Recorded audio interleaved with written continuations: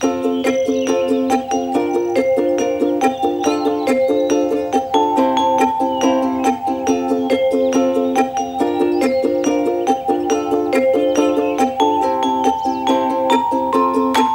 Al-Anon and Gorilla Talk.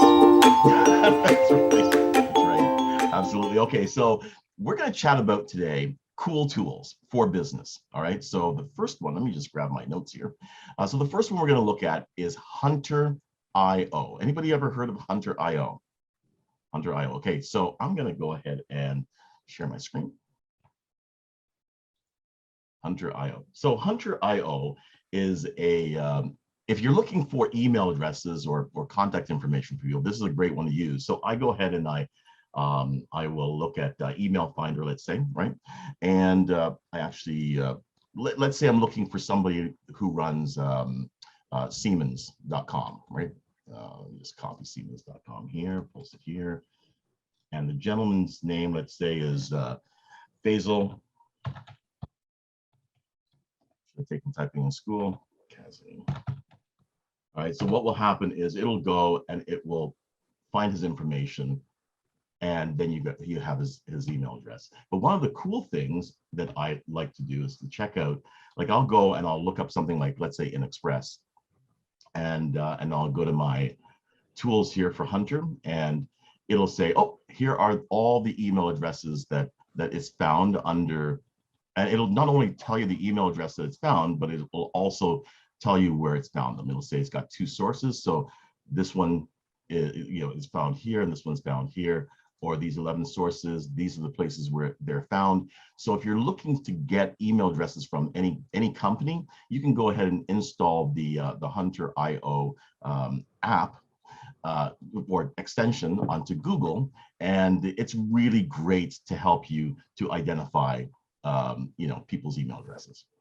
Especially if there's somebody on Instagram or something and you don't know their email address, it doesn't make it public, then you can go ahead and plot their information in with their website, and the information will, most often, sometimes there's nothing there, but most often it'll give you that information. And the extension is a free one. Any questions on that? Okay, the next one I have is keywords everywhere. Keywords everywhere. So, Jonathan, have you ever used this? No, I haven't. Okay. So this one is kind of cool. It it's a little pricey, $10 a month, for folks. But what is cool about it is that let's see, with keywords everywhere, if you were to say, let's type in something like managed service provider, let's say, manage.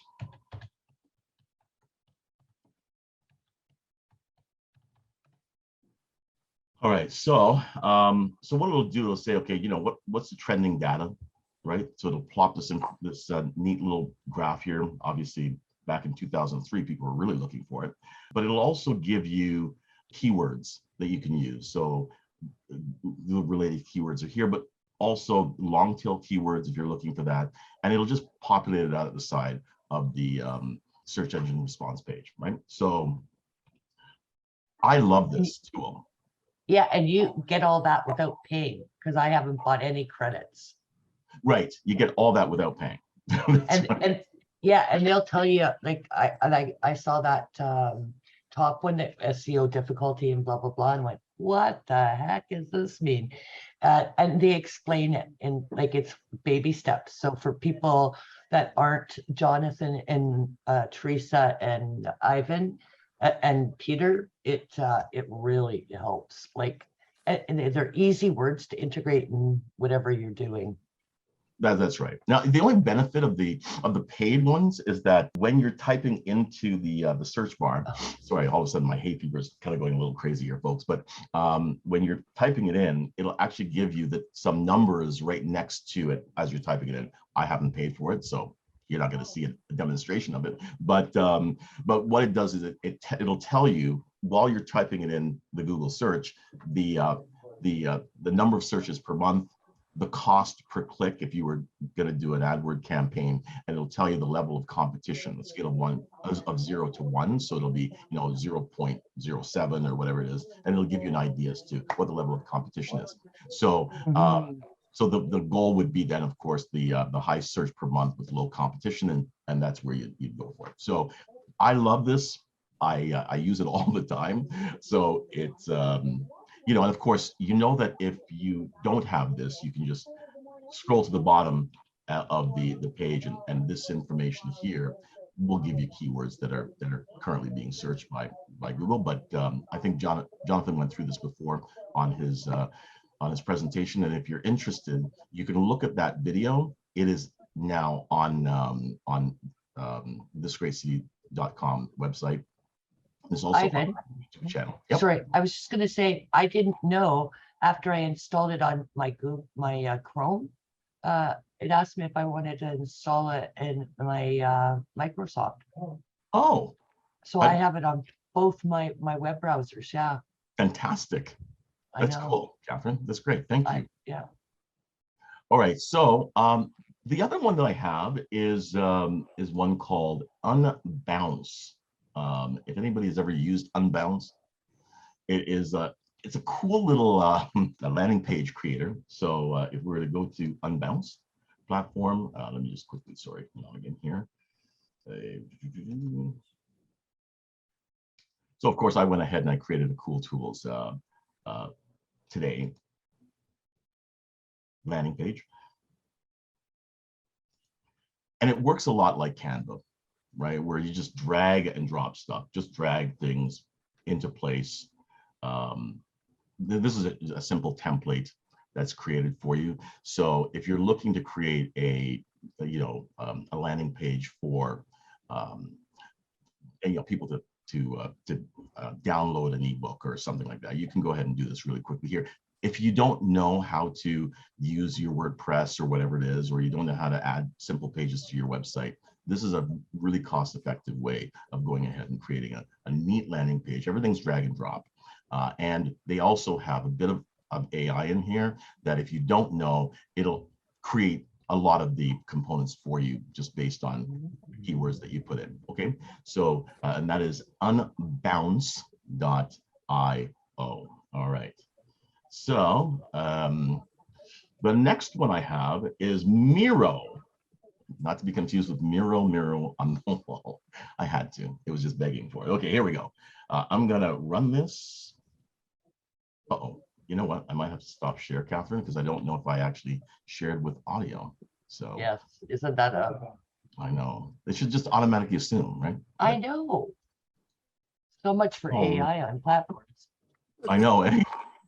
Can't it read my mind yet? Meet Kevin. He's used to running a bunch of meetings and workshops with his team around a whiteboard. But suddenly, everyone's remote. What happens now? Easy. Let's move everything online. Go to Miro.com, sign up, and jump right in. Add an agenda with goals for the session. Get started fast with the right templates. Create a structure, add frames, and lock any content you don't want people to mess with. Now, send out the invites. Finally, it's the moment of truth. Set the right vibe. Align everyone around goals. Go over the basic tools. Start with an icebreaker to warm everyone up. Keep the group focused, engaged, and productive. Summarize what's been done and discuss the next steps. Transform the results into a presentation on the spot, or wait until later. Run a quick retrospective. Give everyone a high five. The team did great. Your team can accomplish great things in Miro too. Go ahead, Thomas. Sorry, I didn't mean to jump in. I know you still got a lot more probably to go through, but it's just funny. The last two or three that you've actually shown to allow, like Miro, the landing pages, and I can't believe I'm saying this, but Microsoft Office 365 actually has those built in. So for people that want to get similar services but are conscious about how much they spend and their budgeting, I just can't believe that I'm saying that Microsoft actually is thinking ahead and actually adding these things in. It's shocking. You know what? Actually, that's a really good point. You're absolutely right. And what I'd love to have, because I think that some people look at the whole Microsoft thing as being kind of daunting. it might be cool to show how integrated those Microsoft tools are. No, maybe next Tech Talk we can do 365 walkthrough. I'll be, you know, the next one I'm up, I'll do that. But no, it's just, you know, they've got a lot of things. I was shocked when I first, because I've always been Google Workspace for the longest time.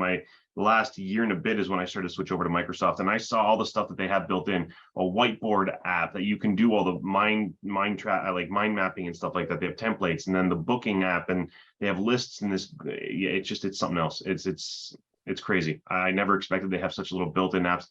They should be advertising those more than Outlook, Word, Excel, and PowerPoint. Absolutely. Subscribe really. So if they put those out there, I think they'd increase their subscriptions. But sorry, I didn't mean to interrupt. I just thought it was interesting. That's all. No, but I love the teaser for a Tech Talk. I think that's good. Thank Yeah, you. because I pay for those services already, so I'd love to know that I got them access to them too. Yeah, no, that's just it. So yeah, absolutely. All right. So the next one I love, by the way, and if Microsoft has something like this, I'd be happy. This one is from Copy AI, right? So let me actually quickly log in. I love this because it helps you to come up with you know when you're looking for great topics that you can write a blog about or something. So if I were to, I went ahead and I created this already in before. You just create a new topic, enter, you know, cool business tools, you know, cool small business tools to help your business grow and be more efficient. Okay. And you want the tone to be friendly. You can choose from friendly, luxury, relaxed, professional, bold, whatever, right? So I chose friendly and I went create copy. And it went ahead and it came up with a number of options for me. And here they are. So, you know, if you're a small business owner, it can be tough to find time to stay on top of all the tools that help your business to run smoothly. And it goes on and on and on. You have all of these different options. And if you don't like those, then you can say, okay, let's make some more. And it'll go ahead and it'll make some more topics for you, or even opening paragraphs or whatever it is that you're doing. Or In other words, you try to put me out of business. no, I'm trying to help you. I'm here to help you. Maggie. Just teasing. I couldn't resist. I know. I saw you looking. So basically, but this is a cool tool, right? If you just want to have simple content to put into an ad or into a post or whatever, you can go in here and use copy.ai. And of course, this didn't cost me anything, right? I mean, there are services that you can pay for in it, but you know, you don't need to. You can just use it just like this and get quite a bit out of it. Any other questions other than Maggie? All right. Okay. So the next one I have is profilepicture.com. Profilepicturemaker.com. PFP Maker. All right. Here it is. And what I did was I actually went and added my picture, you know, to it, and it created some really cool. I'm not going to show them to you because, you know, I picked the wrong picture. But if you're looking for something different, a little, you know, more attractive, it actually takes your picture, cuts you out of the background that you're in, and puts you on top of some really cool backgrounds, like as you can see, like this type of thing, or the yellow dots behind you, or whatever. And it's quick. It did it in like, you know, a minute, and it gave me maybe 30-40 options of what to download. So so this is a cool tool if you're looking to have a nice Instagram kind of you know, an Instagram a profile picture, then you can go ahead and try this out. This is Profile Picture Maker, and this part here is free. You can go ahead and pay for some of the features that it has, but the free one is just peachy. All righty then. And then we have brand. Okay, so there are people that actually would prefer to create their own logo. They don't want to deal with anybody else, work on their logo. And I thought this was kind of cool, right? Where you can go ahead and hit create my logo, and then you just talk about the brand name. So let's say it's Ready the Launchpad. Okay, so Ready the Launchpad. There's no slogan, or let's say the slogan is to the next level.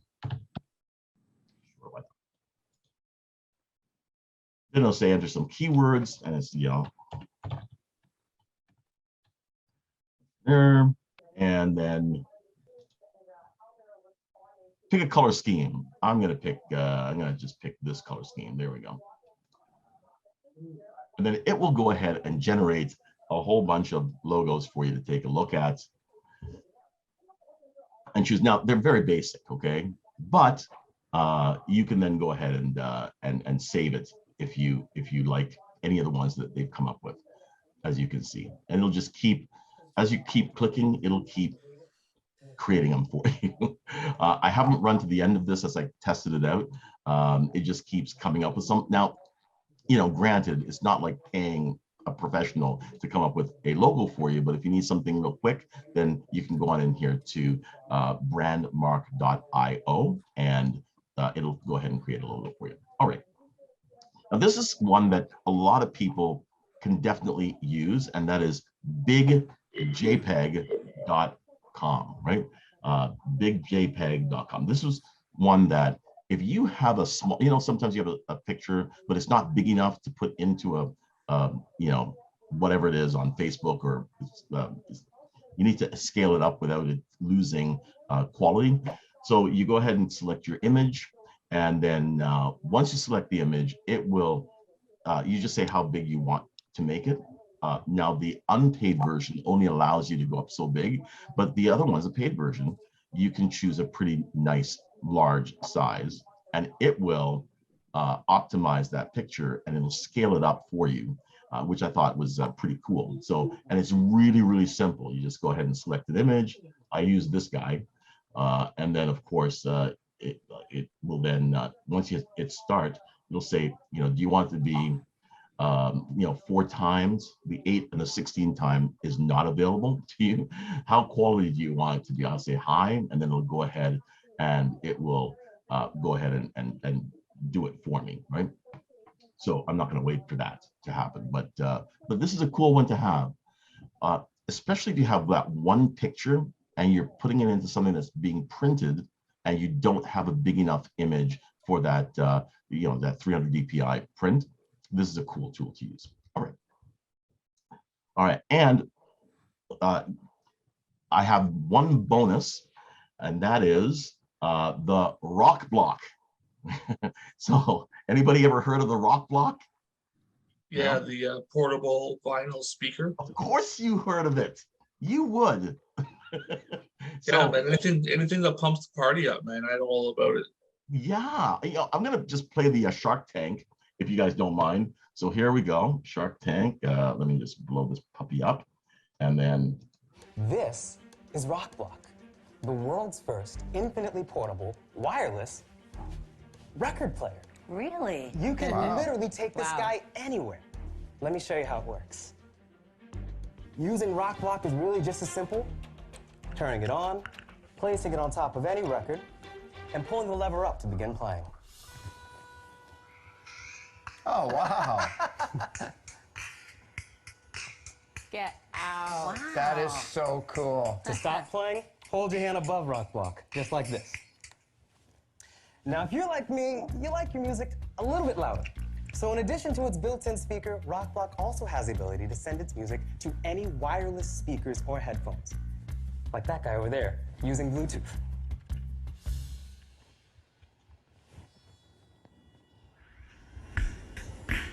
Wow. Oh, so cool. Amazing. Really on the fence about this. Look, I'm not on the fence. All right, I love it. We got the general idea, right? So I guess you just put your record down on the table, I guess, and just plop this thing on top, and you've got Insta Party, right? Which is really, really useful, because who doesn't travel with a case full of vinyl records, right? Like, you know, in the back seat. Right? Like, it's such a cool, probably the coolest, most useless invention I've ever seen. Totally cool, but it should have came out 25 years ago. So, but how many people are going to go, I want that, and then when they buy it, then they go, now I got to go out and buy records because I don't have any. Right? Or And what then about- it'll be I have some in storage, but not like I used to. I have nothing to play them on. I haven't had a. Now, that's right, exactly. And the So that's one of millennials, those things where it's like, in 5 years, there's going to be no more people saying, even 15 years, no one's going to have records in store. Like my generation isn't going to have records, you know. Yeah. Very, very Millennials- cool. I'm a Very, little very sh- cool. My I'm a little generation grew shocked. up. That's all. Well, we had that. We had 8-track. Like later on, we had 8-track and cassette, but we originally had records. We also Yes. had 4 tracks. In the Oh, okay. I don't remember Go ahead, that one. Chris. But, Go ahead, Chris. Well, like I'm gonna, I had when I was a I'm kid, gonna I argue- had a Maggie? little portable record player. Hey, Maggie. The Hang on. CDs We're just where I gonna bought my let stereo. Chris go to it. Yep. I'm gonna argue with that because I know a lot of musicians who are going back to producing vinyl Yeah. because they don't like the digital sound. It's too perfect. They like the noise of your finger sliding up and down the frets. They like all that background noise, and they're actually recording vinyl. Wow. Now Ooh. it's like Deutsche Grammophon quality. Are you but- talking about anybody legit, or are you talking about like someone down at the poker club or something? No. Hey. Major Jack major artists. I Black is a can't very think of- big advocate of vinyl. Yeah, there's one for the Or but not, there are not Jack. some of the bands. what Some the of them, hell's the and I'm White trying to think Stripes of the guy? name of them. Yeah. Oh, it's legit, Chris. You're absolutely right. It is legit. yeah. My daughter and her boyfriend are in the 29-31 year range, and they found vinyl and they're just enamored by it. But they live in a 700-foot condo in Toronto. And that was the hardest thing, was to figure out what to do with this turntable. So that would be amazing for them. Yeah. Linda bought a couple of years ago. Linda bought Leo a turntable, but it's only about so big. So it fits in there. Bought it for him for Christmas. You know what? Let me tell you something. I've been down to Kenilworth here, and they have all those stores up Ottawa Street. Ottawa Street, sorry. All those stores Yeah. up there, and they've got vinyl and they were selling record players and stuff. And it just seems like there's a even my daughter went and got a bunch of records. She's 18, right? She got them when she was 17. It's kind of cool. I don't know. Maybe there is a market for it in the future. I don't know. I wish I don't had think all it'll be the as I big. wish I used to have like stacks. I had my stuff. I had my ex's stuff when he moved out. I wish I had all that, but it got lost in some moves. And Yeah, I don't. they're hard to get. Like I've got like First County Conspiracy and Brent Tickle. Oh That's my. something I used Well, to now. have. Try finding any, I know, Catherine. CD form. I was just gonna say, I think it is going to be not a fad, but a trend. It will not be overtaking like it did at one time, where it was, we saved all our allowances so that we could just go and be the person that had the newest album kind of thing. Yeah. You know what, Maggie? This is not a new thing, though. This has been going on for 10 or 15 years now. Yeah. True Yeah. audiophiles have been going for the vinyl because it's got that real sound to it. Mhm. And there's some things that vinyl does better on the sound ranges than the CDs or whatever it does. Yeah. There's something sexy about the record player. There's something really, as opposed to just pulling it up and saying, okay, Alexa, play this, right? Like you are actually able to take up that little needle, or the ones that did it automatically, picked it up and brought it over. Oh yeah. You're just waiting for it, waiting for the touchdown, right? I mean, there's something sexy about it. I don't know if this brings the sex on, but if you put this box on top of a record and it goes around and around in circles, I don't think it's going to really set the mood, right? Like The other thing, though, playing was some Barry the White on that. the whole album art, and a lot of those albums, like they gave you sheet music with them and all kinds of stuff. Right. Like I got to find my vinyl, because I know I've got like the 4-album Wings Over America. Oh, And yes. Paul McCartney, right? And like it's got music sheets in there. It's got like the whole thing. It came with a poster too. I remember That's back Yeah. when I was young, and like I had that poster on my wall. Yeah. So this is the technology that we're all talking about. No one's talking about copy.ai. Go ahead, Catherine. Okay, I do have a question. If you guys are done with the record stuff, you had recommended a website to help get blogs recognized. I thought it was Medium. Yeah, Medium, right? Because I'm not having luck with that. Do you use Medium at all? Medium.com, I think it is. Are you asking me? Yeah. No. I honestly don't use anything you just shown, to be really honest with you.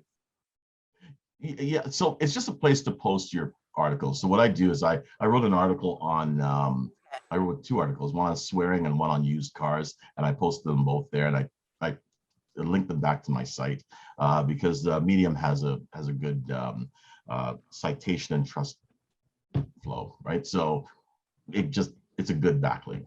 Medium.com. I looked into it and I wasn't overly impressed, to be honest. Yes. Maybe I didn't really like somebody had had recommended it, and you really wanted me to get on it. Well, he actually wanted to do some work with me, but I don't know where. Maggie, there's just not enough time in the day to post to all the places that you need to post to, right? I mean, there's so many. Oh, Medium. How about this other place? But I guess that's why you hire Jonathan, right? Yeah. I'm stressing that. Hey, John, So I can post just on go, Medium, right? Ivan, could you go for medium.com? Yes. Yeah, thank you. I'll try that one again. Medium.com. Yes. Does it even post my stuff on it? Like I'm not anywhere on the first page of that one, but anyway, medium.com is a good one. But I'm sure that if you, I remember getting a list of all the places to post stuff, and there were like 400 of them that you had to go in, set up a membership, and then go and post. And I'm just thinking, like, why? Like, let somebody else worry about weeding through which ones are the best, which one's going to get you the best results. Go ahead, Chris. This is a completely separate topic, but does anybody know where the .io started from? I'm just finding a lot of sites are coming up with that now, and it threw me the first time I had one because I thought, doesn't look right, but it's just because all of the .ca, .coms that are really popular are gone. If I wanted to open up, Windsor SEO, the only thing I had .org, .gov, .io, whatever's available. That's all it is, just necessity. It's like when a town starts generating new, area codes or whatever. That's all that it is. Right. Yeah, especially because if you ever lose your domain, right? If you make that mistake and your domain expires, then there are people that have already put money down. They've secured it so that if it expires, it goes into that remediation or whatever it is. Once it comes out of there, they take it and then they try and sell it back to you for thousands of dollars. And that's what happens. And sometimes people by mistake, they go on holiday, they expire, they don't realize it, they come back, and they don't have a company that gives them some sort of insurance on that. Then they lose their domain. But That's I remember when you need services like yours and Jonathan. Do you do that, Peter? With the website? Oh. Yeah. Like all my clients' domains are on auto renew. Yeah, we don't mess with that stuff. Yeah, it's like I mean, I have to post to remember to renew my master license every 5 years, right?